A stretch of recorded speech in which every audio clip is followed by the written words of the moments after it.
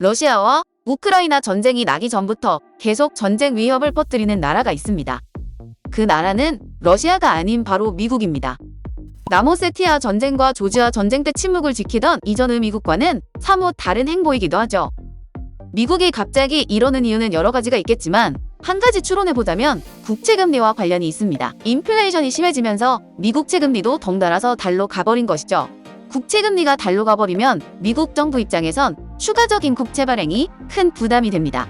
수많은 토목 사업을 계획 중인 바이든 행정부 입장에서는 꼭 피해야만 할 악재입니다.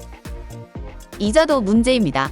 인플레이션으로 인해 양적 완화가 불가능한 상황에서 미국채 이자가 늘어나면 미국 정부로서도 감당이 안 되는 상황이 올 수도 있습니다. 일반적으로 전쟁이나 기타 급변 사태가 발생하면 돈은 안전자산으로 몰립니다. 여기서 미국 국채는 가장 대표적인 안전자산이죠. 그렇기에 전쟁 위험이 커지면서 전 세계 자금이 다시 미국 국채로 몰리고 있습니다. 그런 의미에서 미국 국채 10년물 금리가 2%를 찍고 다시 내려온 것이죠. 미국 입장에선 한 가지 더 좋은 점이 있습니다. 현재 미국은 인플레이션이 너무 심각하기 때문에 금리 인상을 최대한 빠르게 시작해야 합니다. 하지만 경기가 다 회복되지도 않았는데 금리 인상을 하게 되면 회복되고 있던 경제에 큰 충격을 줄 수 있습니다. 그런데 이런 위기가 발생하게 되면 시중에 돌던 돈이 안전자산이나 예금으로 들어가기 때문에 통화 승수가 감소하게 됩니다. 금리를 인상하지 않고도 금리 인상의 효과를 볼 수 있다는 뜻이죠. 이 소식에 발작하는 나라가 하나 있습니다. 그것은 바로 중국입니다. 도대체 중국이 이에 대해 반발하는 이유가 무엇일까요? 중국은 얼마 전에도 미국의 긴축을 비난하는 모습을 보였습니다.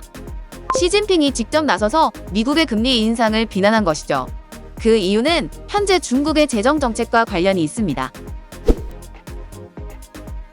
현재 중국은 인플레이션에도 불구하고 금리를 내리는 등 확장 재정 정책을 펼치는 중입니다.